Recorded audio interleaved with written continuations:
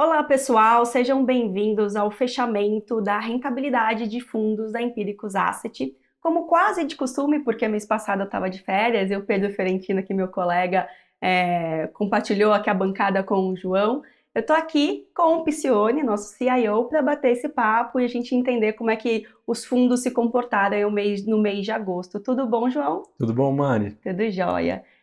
João, agosto, né, o mês do cachorro louco, acho que todo mundo sempre fala isso, é um mês longo, né, historicamente falando, mas foi um mês em que a gente reforçou, a gente observou e reforçou a necessidade de equilíbrio, né, nos horizontes, principalmente ali olhando para os nossos portfólios. Você fala bastante sobre isso na carta do gestor desse mês, e a gente percebeu realmente que, dentro desses últimos 30 dias, né, o curto prazo foi bem intenso, e a necessidade, principalmente ali olhando para o longo prazo, de resiliência das nossas teses foram totalmente necessárias. Vamos começar por aí, com você falando sobre essas três vertentes de tempo e a necessidade delas, da análise ali dentro dos fundos? Vamos lá, Mari.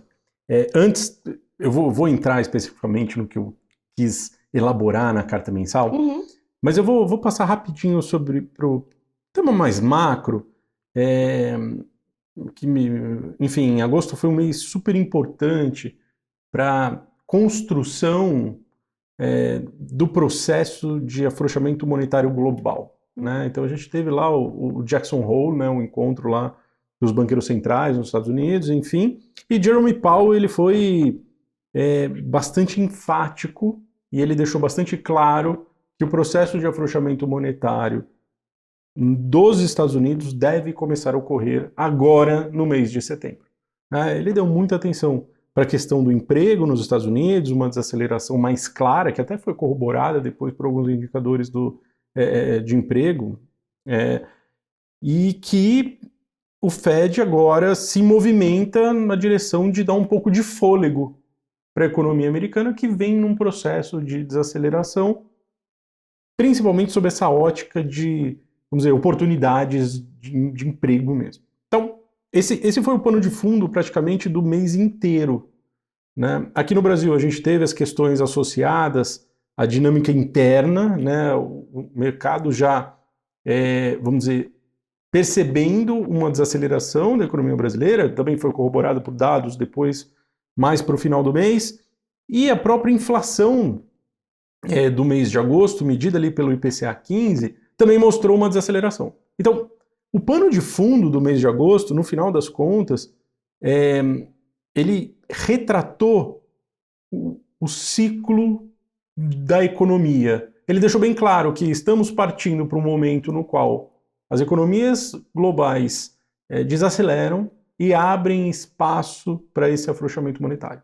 Tá? Então, se a gente olhar, Brasil emergente, Europa já vem num processo de afrouxamento maior, já acontecendo há algum tempo, e Estados Unidos agora sinaliza que deve trazer juros para baixo. Diante desse quadro, e aí eu volto para a carta do gestor, que eu acho que faz casar um pouco essa narrativa, o que eu quis trazer na carta do gestor hoje,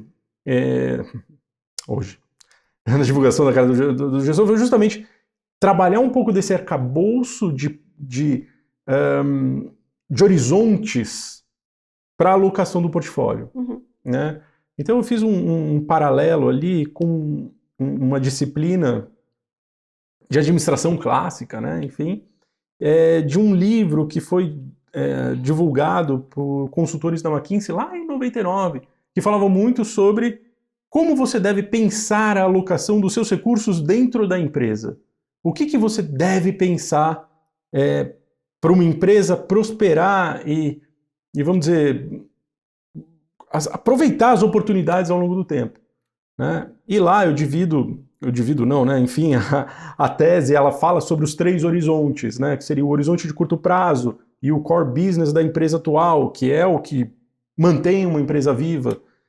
Depois são os negócios adjacentes, que, de certa forma, eles nascem em algum momento enquanto o core business é muito robusto. E esses negócios adjacentes, eles ganham uma projeção dentro da carteira de produtos das empresas. E se você tem aquele investimento que você matura muito no longo prazo, que que pode se tornar multiplicador em prazos mais alongados. Esse arcabouço, de certa forma, eu retratei ali na carta para justamente explicar a alocação do Money Rider Hedge Fund Global, que é o nosso fundo de alocação global, que investe em vários segmentos da economia global. Né? Lá a gente tem os book de ações, a gente tem um book de commodities, a gente tem um book macro.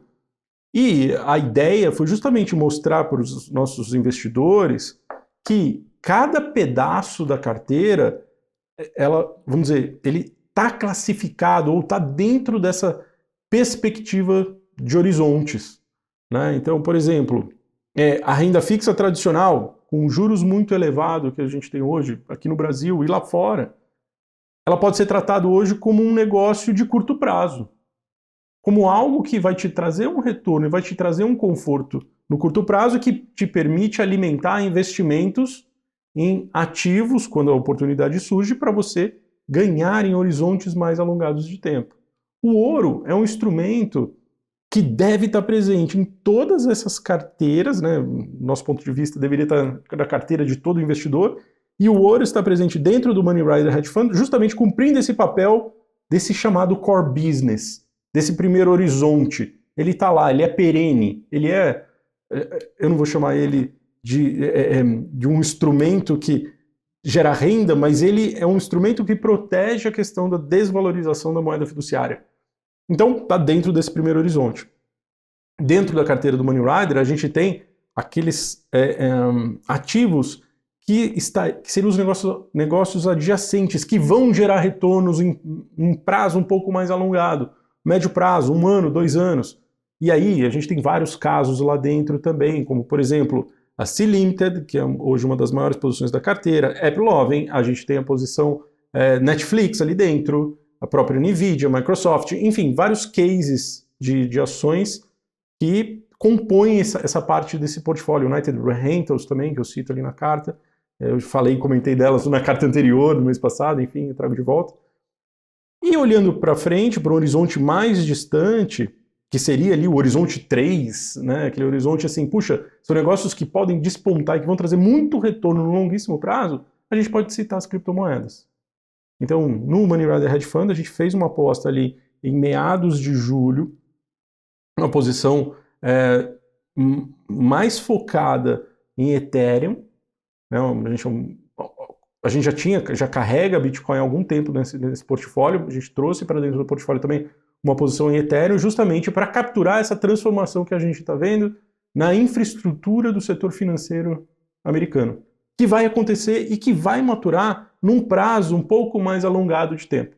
Então, a ideia, Mari, no final poxa, nós, dentro dos portfólios aqui da Empiricus Asset, principalmente nesses portfólios que fazem essa alocação em instrumentos internacionais, instrumentos que a gente consegue enxergar uma dinâmica de futuro bem mais clara, a gente acaba trabalhando um pouco dessa forma. Eu estava discutindo agora com o Pedro Carvalho, né, a gente estava debatendo um pouco sobre o Tech Select, a gente vai passar sobre ele aqui em algum momento, e no Tech Select, por exemplo, nós delimitamos muito bem esse tipo de investimento com um segmento que chama Frontier Techs, que são aquelas techs do futuro, as empresas que devem, vamos dizer, substituir algumas das tecnologias que existem hoje com negócios inovadores. Né? E, enfim, ali dentro a gente olha bastante para essa ponta do longuíssimo prazo, porque justamente é dali que a gente acha que vão vir os retornos exponenciais, retornos que podem ser transformadores para os investidores. Mas, enfim, então, o Money Rider Hedge Fund, no caso, está lá na carta, fica aqui o convite para todo mundo ler a carta, está bem curta, tranquila, e traz um pouco desse arcabouço de estratégia de negócio. Então, para aqueles empreendedores que gostam de pensar nos seus próprios negócios e que querem ter essa ligação, essa conexão com o investimento, como deveria pensar seus portfólios de investimento, eu acho que a carta traz uma ideia de como pensar. E o Money Rider Hedge Fund, no final, ele se enquadra dentro desse arcabouço, é assim que eu estou pensando o portfólio, assim que a gente toma as decisões dentro dele. Então, de forma geral, foi um mês positivo para os mercados, né? A Bolsa Brasileira disparou, voltou a fazer novas máximas, as bolsas internacionais quase todas elas fecharam no campo positivo. A gente teve poucas exceções ali, França com uma situação um pouco mais complicada, mas a Europa, de certa forma, foi relativamente bem. O real se aproveitou bem desse momento, depois do mês de julho mais difícil, o real acabou se recuperando, né? Então o dólar apresentou perdas em relação a todas as moedas globais de novo nesse mês de agosto, quer dizer, mostrando que, na verdade, a gente tem um apetite bastante grande dos investidores por ativos de risco. Né? Então foi um mês assim, positivo em termos de alocação. Quando a gente olha para a cota, e aí a gente vai entrar em alguns detalhes, os fundos que são dolarizados, de fato, eles acabaram performando um pouco pior. Os fundos em real acabaram andando muito bem, né? Porque a gente viu o investidor de volta comprando risco com muita vontade. Né? Então, esse é um pouco do arcabouço. Olhando para setembro, o mês começa da mesma forma que terminou o mês passado, animados. Os investidores animados com a questão dos encontros que a gente vai ter aqui do Fed e também aqui do Banco Central. Banco Central local mais focado, vamos dizer, talvez no horizonte um pouco mais longo de tempo, mas já podendo dar sinalizações de que haverá espaço para queda de juros aqui no Brasil. Né? A gente espera, inclusive, que os juros caia ainda esse ano, pelo menos 25 pontos base ali em dezembro. Mas o Fed já atuando, a gente espera uma queda de 25 pontos base agora em setembro, e isso deve movimentar o mercado positivamente até lá. Então, assim, estamos construtivos com esse, vamos dizer, com esse caminho para as bolsas e para o mercado, pelo menos até a reunião do Federal Reserve, que acontece dia 17. Essa reunião ela é meio chave porque ela tem muito aquela característica do realiza no fato. Né? Vamos lá, quando o Federal Reserve resolve tomar uma atitude em relação à taxa de juros, é porque ele já está vendo que a economia está patinando. Até que os resultados trimestrais desse terceiro trimestre sejam divulgados, a gente vai ter uma janela ali, primeiro, de encerramento das recompras por parte das empresas, né? As empresas americanas saem da bolsa ali no meados da última metade de setembro até dia 15, dia 20 de outubro, quer dizer,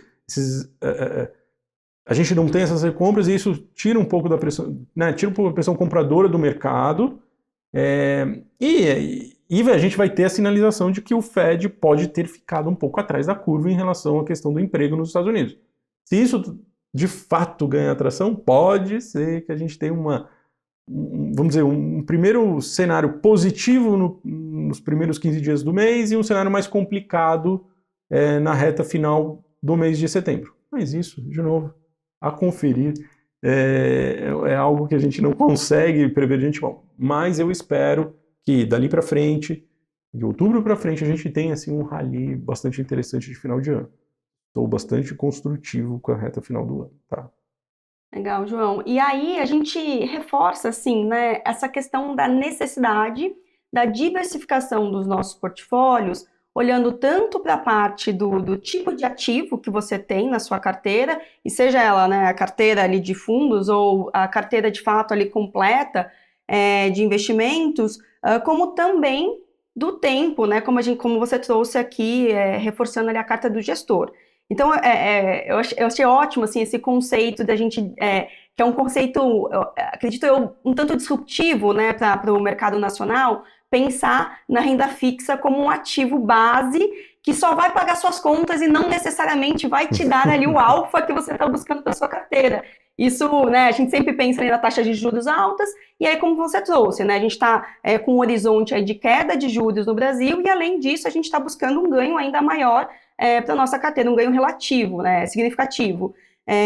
Então, assim, eu gostaria que você falasse um pouco mais da importância do meio de campo, né, vamos dizer assim, principalmente olhando ali para a parte do ouro. Eu acho que é algo que a gente vai trazer, inclusive aqui, olhando para a parte de rentabilidade, né, dos nossos fundos, e trouxesse também um panorama também da parte de energia. A gente recebeu aqui algumas perguntas ao longo do mês passado, né, e trazendo o fundo de urânio como uma referência para a gente aí dentro dessa necessidade ali do médio prazo. Não, legal. Mari, então, justamente, né, assim, Vamos lá, a renda fixa ela precisa ser esse alimento para as demais áreas adjacentes dentro de um portfólio completo.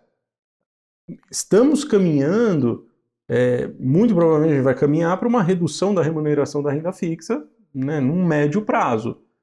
Não adianta você fazer esse movimento quando essa taxa se reduzir, porque aí o que vai acontecer é que sua taxa de retorno em alocação nos ativos que trazem potencial já vão ter andado muito. Uhum. Né? Então, o investidor agora ele precisa começar a equilibrar esse portfólio de uma forma mais clara.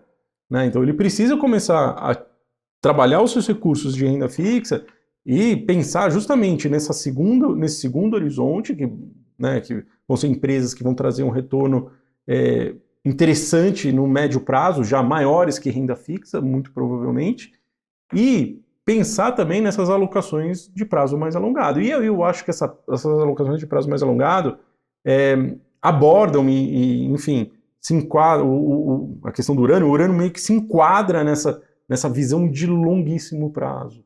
Né? A energia nuclear voltou a ser um tema bastante intenso, bastante quente nos Estados Unidos em especial, por conta do avanço da inteligência artificial, por conta de toda essa estrutura que está sendo montada para que as empresas consigam rodar e consigam entregar os seus produtos na ponta final.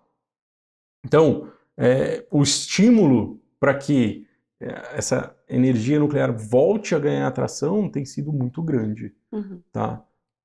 Nessa ideia, dentro do hedge fund, por exemplo, nós temos uma posição em urânio, já é uma posição que a gente carrega há um bom tempo. Né? Antigamente via Cameco, agora via um ETF, que, enfim, um pouco mais diversificado. Nós temos o nosso fundo de urânio, que também tem esse propósito de carregar essas posições mais diversificadas, e aí por meio de ETFs, justamente para a gente trazer benefícios para o investidor e também, de certa forma, trazer mais potencial de ganhos do que só comprar a commodity. Né? Só a commodity não traz uma alavancagem operacional para quem está querendo extrair valor de alguma coisa. Né? Não adianta você comprar um barril de petróleo ou petróleo. O preço do petróleo ele oscila. O que vale mais é você comprar uma empresa que é capaz de gerar receitas e ganhos e lucros com petróleo. É a mesma coisa em relação ao urânio. Né? Então, as enriquecedoras, as próprias provedoras de energia, as mineradoras, essas sim acabam se beneficiando muito dessa dinâmica favorável do preço do urânio, enfim, de toda essa dinâmica, de todo esse apetite por esse tipo de energia. E a gente está vendo também esse movimento acontecer em outras partes do mundo. Né? A China, por exemplo, deve alavancar sua produção de energia nuclear nesses próximos anos. A Europa tem uma questão de recomissionamento muito importante na França, então eles devem trabalhar bastante isso nos próximos anos, e também a Alemanha voltando a discutir, né, a produção de energia nuclear, dado que eles tinham ali encerrados todas as suas atividades pouco antes da guerra entre Ucrânia e Rússia. Mas eles devem voltar a trazer isso daí à tona e, enfim, a energia nuclear deve permear o nosso, vamos dizer, toda essa estrutura econômica que está se reconstruindo ao longo dos próximos anos. Então, também é um case para a gente ficar atento. Tá.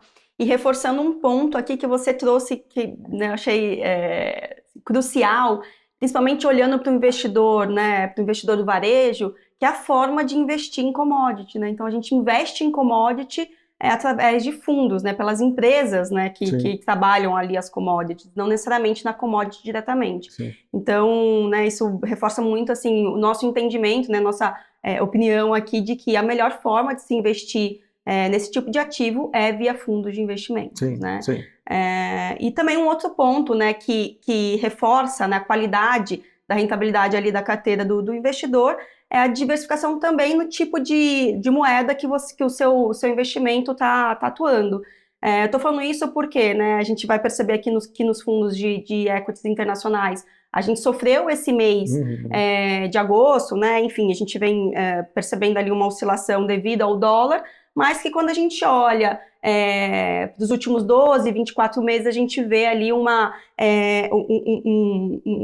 retorno muito mais positivo do que se a gente estivesse investindo ali em real. Eu estou trazendo isso justamente para reforçar aí a necessidade do equilíbrio da carteira, olhando para ambos os mercados e o quanto a gente quer acompanhar aí essa rentabilidade, certo? Sim, bastante importante você ter essa diversificação de moedas. Esse foi um ano extremamente favorável, até aqui, extremamente favorável para outras moedas frente ao dólar. Uhum.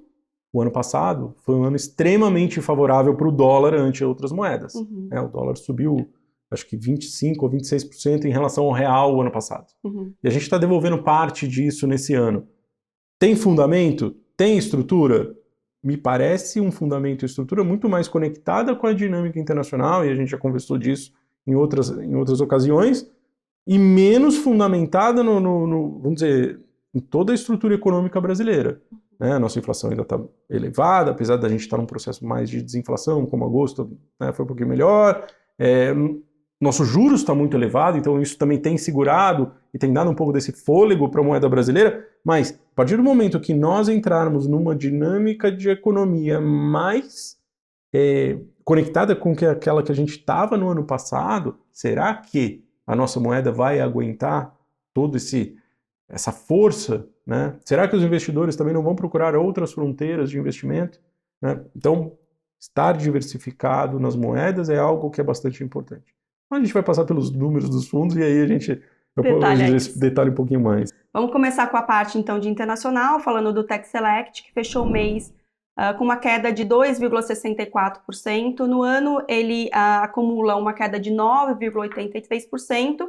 E trazendo aqui o panorama dos últimos 12 meses, ele está positivo 10,58%, e nos últimos 24 meses, para trazer essa consistência que eu comentei, ele está positivo 58,40%, né? Então, quando a gente pensa nessa diluição aí na estrutura da carteira, a consistência aqui faz toda a diferença.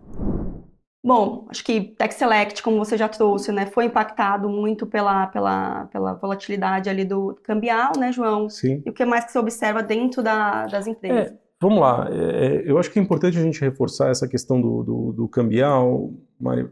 Vamos lá, o fundo está caindo 9,83, né, você falou, no ano. Uhum. Né? O dólar cai 11,94. Então, em dólar, o fundo está no positivo. Estamos atrás do S&P? Sim, estamos atrás do Nasdaq.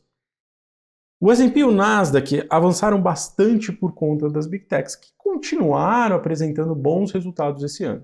Ao longo dos últimos meses, nós fizemos algumas apostas na fronteira da tecnologia que acabaram trazendo, vamos dizer, mais volatilidade do que a gente esperava dentro do portfólio e, inclusive, de certa forma, até provocou algumas discussões internas sobre rearranjos de portfólio, enfim, e a gente acabou ficando para trás. Mas a gente vai soltar, inclusive, a carta do Tech Select em breve, e aí o investidor vai poder entender o que a gente está fazendo ali. Mas a nossa perspectiva, olhando para frente, é que esses negócios, a partir do momento que começarem a trazer seus números, trimestre após trimestre, vão começar a despontar e vão começar a chamar atenção. Hoje, na carteira do Tech Select, nós voltamos a ter as Big Techs como players relevantes dentro do portfólio, então a gente está com uma alocação bastante elevada em Alphabet, né, que é a ação do Google. Inclusive, no último Capital Pulse, eu comentei sobre a nossa posição de Alphabet e acredito bastante que as Big Techs até vão se destacar daqui para o final do ano. Tá? A Alphabet andou muito bem, ela ganhou na justiça o processo contra o Departamento de Justiça americano, que estava aventando a hipótese deles terem que se desfazer do Chrome. Google ganhou, vai ficar com o Chrome, isso é muito positivo. A gente acabou capturando essa alta bastante forte que aconteceu aí nesses últimos dias. Então, isso é muito bom para o portfólio. E Google hoje é a maior posição da carteira junto com AppLovin e NVIDIA. NVIDIA também soltou um baita resultado, mais um resultado recorde. Eu tive aqui nessa mesma sala gravando com a Paula o Giro do Mercado e eu tinha pontuado muito sobre essa questão do resultado recorde de NVIDIA que iria vir, enfim, veio. As ações reagiram do jeito que sempre reagem, né? O mercado esperando muito e estava esperando, inclusive, uma notícia a mais. As ações caíram um pouquinho, mas eu acho que é questão de tempo. Essas ações vão fazer novas máximas aí no horizonte, um curto prazo até de tempo. Então, eu estou bastante construtivo, na verdade, com o portfólio do Tech Select. Eu acho que a gente vai ter um desempenho bem legal daqui para frente. Tá? E olhando para o ano que vem, é isso. Pensando nessa questão do ciclo, muito provavelmente o apetite vai estar bem grande, a gente vai ver as coisas andarem bem. Ainda falando sobre tecnologia, mas agora trazendo o resultado do TechBets. TechBets fechou o mês negativo 2,53%. No ano ele está com uma queda de 14,12%. Nos últimos 12 meses ele sobe 17,46% e nos últimos 24, 48%, pouco acima aí dos 48%. Algo complementar à especificidade do BETS, João? Sim, vamos lá, é a mesma linha de raciocínio, né? No BETS, que vai se transformar esse mês no Tech Growth, né? A gente mudou o nome por causa da questão do BETS, pessoal, tenham isso em mente, tá? Muito importante. O BETS traz um pouco daquele... Poxa, não tem nada a ver com BETS, esse é um fundo de tecnologia, de crescimento, enfim, faz mais sentido. Quando a gente criou o fundo, foi bem antes disso tudo acontecer, de BETS existirem, né? Mas vamos ter isso em mente. Vamos dizer, a carteira desse fundo é uma carteira mais agressiva. É uma carteira que tem um beta mais elevado, né? E que tem posições de fronteira de tecnologia que sofreram bem nesse mês de... Na verdade, não sofreram tanto em agosto, mas sofreram bastante em julho. Vem uma dinâmica um pouco mais difícil. Destaque desse mês do fundo. As ações do Uber se destacaram, subiram muito, muito bem. As ações do Uber voltando a chamar atenção pela questão da mobilidade e o avanço que a Waymo, né, que é aquela empresa da Alphabet que produz lá os carros que andam sozinhos, enfim, e o Uber está começando a utilizar esses veículos nas suas plataformas. Então, o Uber vem ganhando uma percepção positiva dos investidores, já vem apresentando bons resultados também, conseguiu ultrapassar aquela barreira que ela tinha de crescimento, de rentabilidade, tem entregado muito resultado. Então, assim, hoje uma posição bastante relevante da carteira, junto com o C-Limited, que é um dos cases que, inclusive, eu citei, porque também é um dos cases que estava no Money Rider Hedge Fund, que é um dos cases que tende a ganhar um espaço muito grande no Sudeste Asiático, né? Aquela empresa de e-commerce, que também tem um segmento de games, enfim, é um papel que eu também acredito que deve andar muito bem aí nos próximos 6 meses, até porque os investidores estão buscando esses casos fora, né, dos Estados Unidos.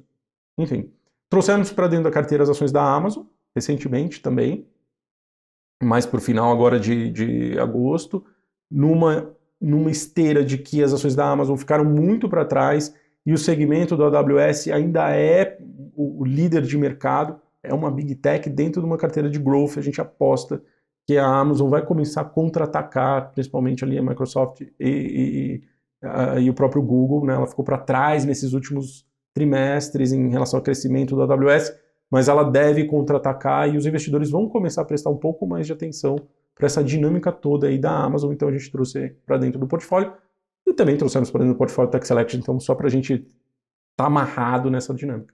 E a gente tem alguns casos mais pontuais, então temos, por exemplo, um caso que chama Nebius, que é uma empresa de semicondutor, na verdade, é uma empresa de infraestrutura de IA, ela tem data centers, e aí data centers alocados no mundo inteiro, Europa inclusive, deve capturar bem esse vento de cauda dos investimentos europeus. Enfim, temos cases ali que estão bem mais próximos e que devem trazer retornos muito interessantes aí nos próximos meses. E antes de falar do WB90, João, eu quero trazer essa questão dos fundos de tecnologia, embora venha trazendo um resultado negativo, né? Embora venha acumulando um resultado negativo ao longo de 2025, a gente percebe não só pela estrutura da carteira, os tipos de empresa que nela, né, contemplam, mas também pelo horizonte de mercado de tecnologia, uma excelente oportunidade de entrada no fundo, né? Então, assim, a gente sempre, né, tem aquele viés de acabar investindo na alta, né, e não aproveita tanto esses momentos, né, não captura essas oportunidades. Então, embora o fundo esteja com esse resultado aí ao longo de 2025, a gente acredita que seja um excelente momento de entrar, né, nas oportunidades de tecnologia e dado todo esse cenário que você trouxe para a gente. Isso aí. Agora falando do WB90, então, o WB fechou o mês negativo em 2,69%. No ano ele está com uma queda de 6,07%. Nos últimos 12 meses, ele está positivo em 4,19%, e nos últimos 24 meses, ele acumula aí uma rentabilidade de 47,95%. Mari, o desempenho do WB foi pautado, vamos dizer, uma dinâmica menos intensa, vamos dizer, daquele corpo de empresas mais voltado para a economia real. Né? Então, ao longo do ano, inclusive, vamos dizer, a volatilidade do portfólio foi menor. Então, né, como você falou, né, o fundo está caindo 6% no ano, mas se nós colocarmos o dólar ali, ele está subindo 6% em dólar. Né? Ele está mais perto do S&P do que os demais fundos. Mas quando a gente olha sobre um horizonte mais estendido de tempo, ele está para trás. Ele está para trás, vamos dizer, dos fundos de tecnologia, que acabaram se beneficiando muito, principalmente dessa reta final do ano. Então, vamos lá. A gente remodulou essa carteira. Hoje, dentro do WB, a gente tem posições não só nos Estados Unidos, mas também em algumas outras regiões do globo, Europa em especial, e também alguma coisa de China, né? A China voltando a ser um destaque aí vamos dizer, nas bolsas globais, os investidores voltando a alocar seus recursos em China. Então, a gente tem feito um pouco dessa modulação para justamente tentar capturar essa dinâmica mais favorável para outros países. O WB, inclusive, tem uma posição em empresa brasileira que atua lá fora de uma forma bastante forte, né, que é a Embraer. Então, só para a gente ter na cabeça como que a gente está pensando nesse portfólio, um portfólio mais diversificado geograficamente. A gente acha que daqui para frente esse pool de empresas vai começar a se destacar. Tá? A gente tem posições ali como o Booking, que andou muito bem, né? Que todo mundo lembra da posição. A gente tem posição em Microsoft, a gente tem uma posição em United Rentals, que é super relevante para dentro da carteira. Temos posições em infraestrutura de IA ali dentro. É uma carteira que está bem, bem montada e que tem nomes muito legais aí para, enfim, trazer retornos poderosos aí nos próximos anos. Ana João. Agora entrando na parte de criptoativos, né? O Empíricos Criptomoedas fechou o mês negativo em 4,04%. No ano ele está com uma queda de 0,35%. Nos últimos 12 meses ele acumula um resultado positivo de 55,42% e nos últimos 24 meses, incríveis 215%. Já o Empíricos Digital Crypto fechou o mês com 0,38% de queda. No ano, né, ele está com resultado positivo em 7,48% e nos últimos 12 meses 70,23%. Eu gosto sempre de trazer também, Johnny, o Crypto Metals Blend, ainda que ele não seja 100% de cripto, ele está ali no nosso universo ali de fundo de cripto. E no mês ele fechou positivo 0,85%. No ano ele está positivo 10,52% e nos últimos 12 meses ele está com seus 113,51% de rentabilidade. Vamos dar o panorama, então, agora do cripto. Vamos lá, Mari. No fundo, criptomoedas, vamos lá, o desempenho foi um pouco mais fraco nesse mês por conta do Bitcoin. Né? O Bitcoin teve um desempenho muito ruim, né? Principalmente depois da primeira metade do mês. O Bitcoin caiu bastante, né, durante o mês de agosto. E o criptomoedas acabou sendo afetado, dado que ele tem uma posição maior no Bitcoin. Ponto. Já no Digital Crypto, a gente, ao longo do mês de julho, nós fizemos um movimento na carteira que acabou capturando de forma mais intensa a alta do Ethereum. O Ethereum andou muito bem nesses últimos, vamos dizer, nessas últimas 5, 6 semanas. E o Digital Crypto pegou bastante dessa alta, tanto é que, se você olhar esse retorno que a gente teve no ano, tem muito a ver com essa dinâmica do Ethereum. Enfim, são calibragens de cada um dos fundos, né? Lembrando que o Criptomoedas é um fundo muito maior, né? Um fundo que está beirando ali os seus 260 milhões de reais de patrimônio, então é um fundo que, para a gente se mover, demora um pouquinho mais, mas a gente deve também fazer esses movimentos. Aliás, a equipe já tinha identificado algumas criptos diferentes para a gente colocar para dentro do portfólio, né? Mais altcoin para dentro do portfólio. Já fizemos esse movimento e a gente deve capturar um pouco dessa dinâmica ao longo desses próximos meses, né? Lembrando que, olhando para frente, nós temos ainda um horizonte bastante, vamos dizer, otimista, eu vou dizer assim, para o próprio Bitcoin. A gente acha que daqui até o final do ano a gente vai ver mais investidores institucionais aumentando sua exposição no Bitcoin. E também vamos começar a ver cada vez mais uma participação maior do Ethereum nos portfólios, por conta que o Ethereum tem sido um dos agentes transformacionais dessa questão das stablecoins. Então, estamos aí construtivos com a tese de ambas as criptos para essa reta final do ano. Construtivos e inovadores, né? A gente está trazendo muita ideia nova aí para dentro da carteira, olhando o mercado com uma, né, com uma lupa mesmo, assim, eu acho que... No fundo de cripto, principalmente no criptomoedas, né, que é aquele fundo para investidor qualificado, que tem um horizonte mais, vamos dizer, alongado de tempo, a gente vai trazer novidades em breve, enfim, vamos trazer novidades para o portfólio. Acho que a gente vai ter um ativo muito especial ali dentro, que tem uma promessa, uma ideia, um conceito bastante relevante para trazer retornos muito poderosos aí nos próximos anos, tá? São ativos de longo prazo, mas que devem vir para a carteira em breve. Legal, João. E agora a gente vai falar então do multimercado. Vamos começar falando do Macro Select, que fechou o mês positivo em 0,93%. No ano ele está positivo em 6,49%. Nos últimos 12 meses também com uma alta de 8,53%. E nos últimos 24 meses, 18,55%. O Macro Select, ele deu uma patinada um pouco nesse mês, que nós entramos no mês de agosto com um pouco de pé atrás sobre essa dinâmica, dessa dinâmica estrutural do Brasil, né? A gente estava mais preocupado um pouco, e a gente entrou, vamos dizer, com as defesas posicionadas. No meio a partir da primeira semana, segunda semana, a gente desmontou essas defesas, mas não foi o suficiente para a gente trazer o fundo para cima do CDI nesse mês. De novo, agora o fundo está totalmente comprado em Brasil, e a gente deve ver esse desempenho melhorar ao longo aí das próximas semanas. Agora falando do Money Ride Hedge Fund, a gente já falou bastante dele aqui, né? Mas fazendo agora o resultado dele, no mês ele fechou positivo em 1,29%, no ano ele está com uma queda de 2,16%, nos últimos 12 meses a carteira está positiva em 5,90%, e nos últimos 24 meses, de novo aqui trazendo a consistência, ele está com um resultado positivo em 31,92%. É complementar algo mais, a gente já falou bastante dele, mas... Eu acho que só é importante ressaltar, né? Foi o terceiro mês positivo em sequência, né?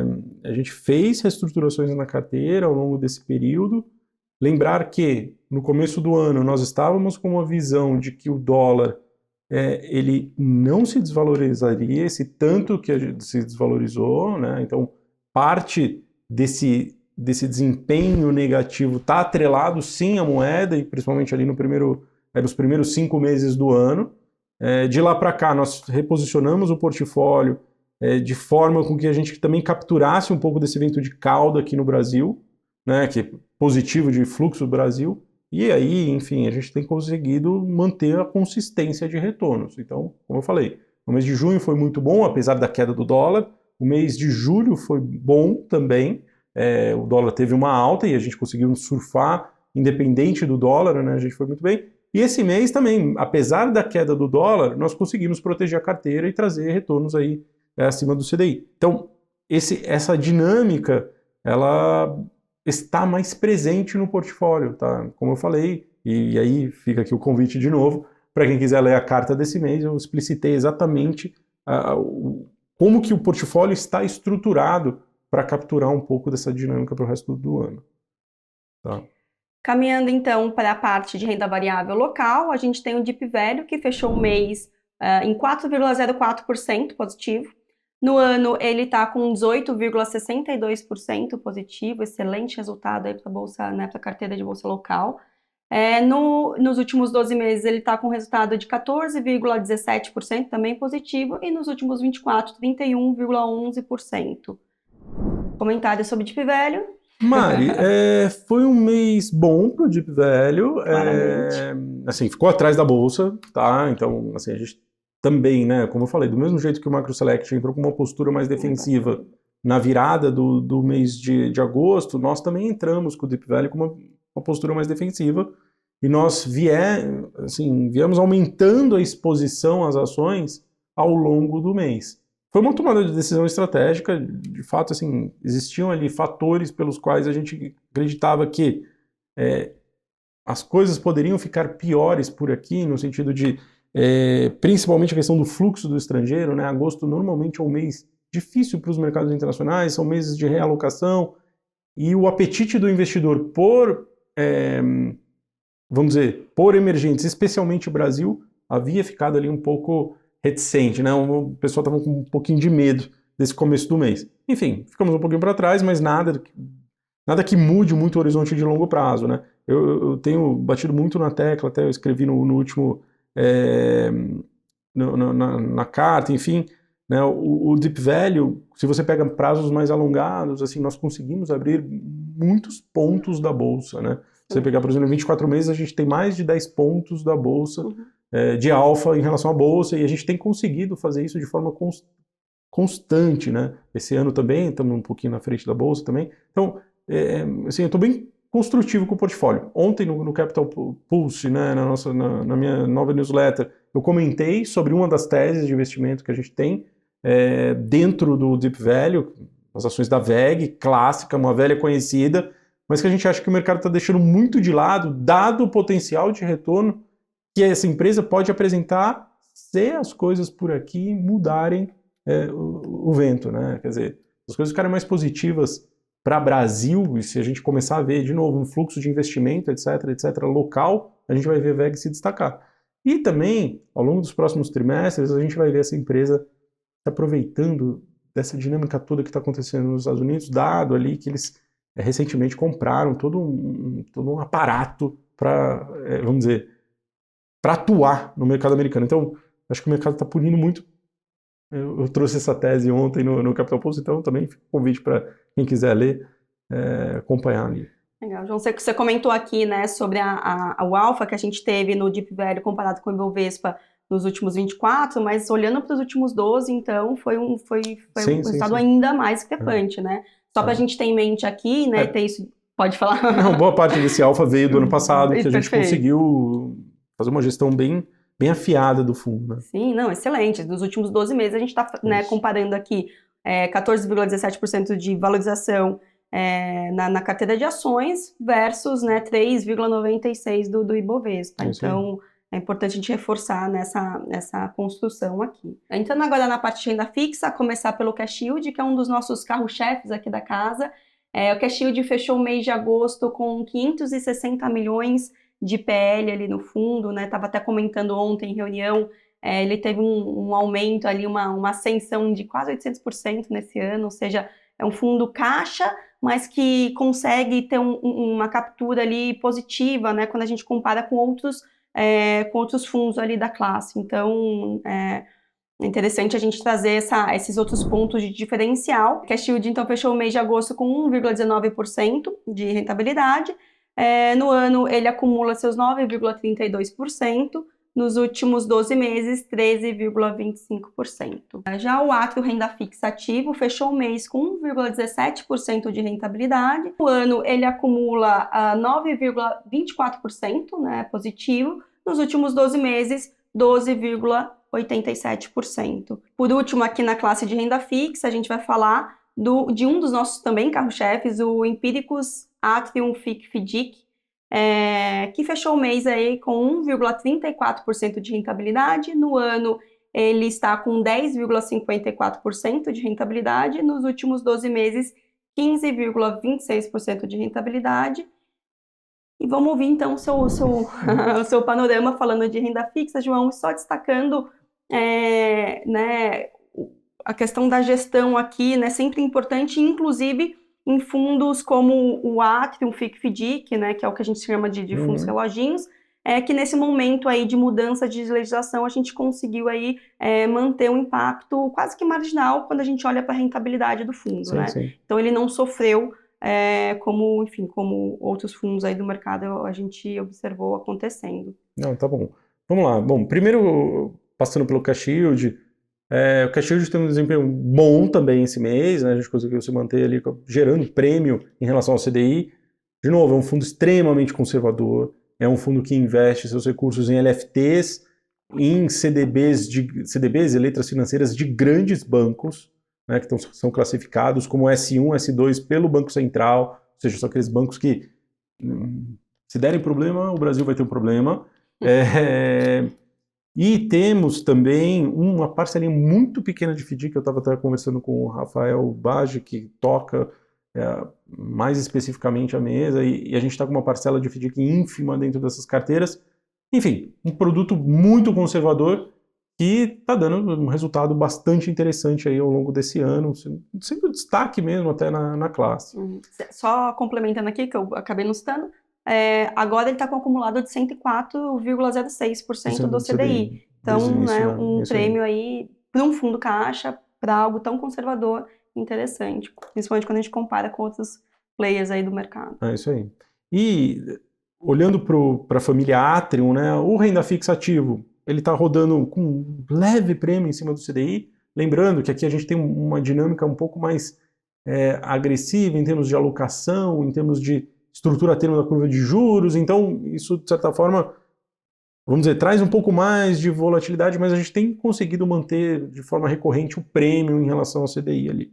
Já o Atrium FIC-FDIC, né, que é o nosso instrumento que aloca seus recursos em FDICs, apresentou um resultado muito bom. Nós, ao longo desse mês, nós viemos sim fazendo uma pilotagem de alocação nele, para justamente não capturarmos os efeitos negativos advindos do IOF, né? A regra nova do IOF, ela além dos seus problemas legais e estruturais, que enfim estão sendo discutidos pelas entidades de classe, né, ligadas aí ao FDIC, a própria Ambima, a Anfidic, enfim,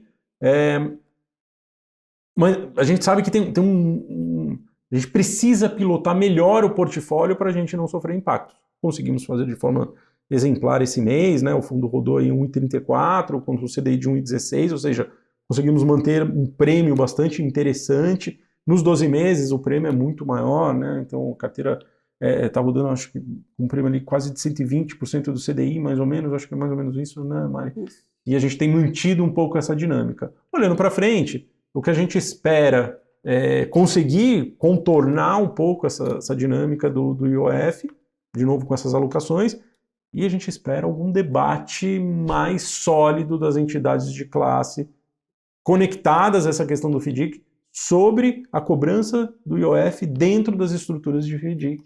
É algo que transpassa um pouco, talvez, as regras, inclusive, tributárias, né? Mas, enfim, essa é uma discussão jurídica, não cabe a nós aqui, a gente pode se envolver para entender, mas a gente não consegue fazer nada, o importante é a gente trabalhar esse portfólio e pensar no longo prazo. Falando agora da nossa família de previdência, o Empiricus Global Return fechou o mês negativo em 0,4%. No ano, ele acumula uma rentabilidade de 6,5% e nos últimos 12 meses, 4,96%. Já o Empiricus Atrium Prev, ele fechou o mês positivo em 1,14%. No ano, ele acumula uma rentabilidade de 8,79% e nos últimos 12 meses, 9,76%. Já o Empiricus CryptoPrev fechou o mês negativo em 0,47%. No ano, ele acumula uma rentabilidade de 9,86% e nos últimos 12 meses, 11,22% positivo. Lembrando que quando a gente fala de previdência, a gente está falando de longo prazo, tá, pessoal? E para encerrar, eu trouxe uma classe que a gente comentou sobre os ativos, comentou sobre a forma de investimentos, mas eu quis trazer também a rentabilidade aqui para esse papo, né, do mês de agosto, que é a classe de commodity. Então, vou falar aqui de urânio, que fechou o mês positivo em 0,33%. No ano ele acumula incríveis 32,30% aí de rentabilidade, né? Excelente resultado. Nos últimos 12 meses, 54,19%. E nos últimos 24 meses, 93,31%. Aí de novo, né, necessidade da gente ter, né, esse tipo de ativo aí na carteira, olhando pro horizonte de médio prazo, como você trouxe aqui de referência.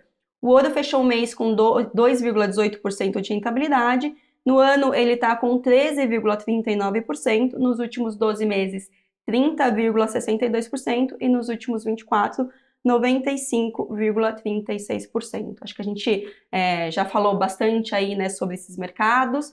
E agora a gente caminha para a parte final. E antes da gente finalizar, João, eu quero trazer uma novidade aqui para o pessoal, que a gente buscou uma forma de atender aí as dúvidas de um jeito mais dinâmico, né?